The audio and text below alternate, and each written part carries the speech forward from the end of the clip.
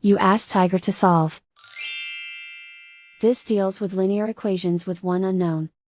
The final result is x equals 5. Let's solve it step by step.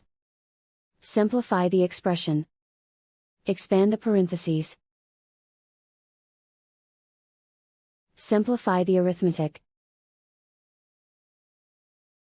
Group all x terms on the left side of the equation.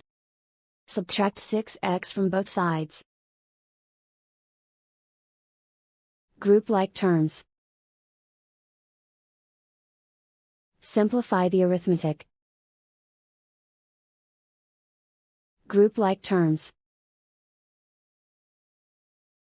Simplify the arithmetic.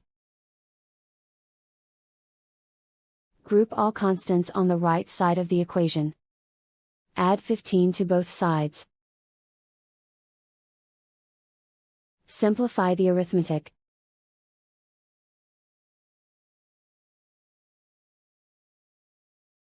Isolate the x. Divide both sides by -3. Cancel out the negatives. Simplify the fraction.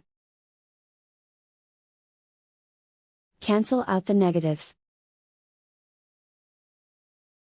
Find the greatest common factor of the numerator and denominator.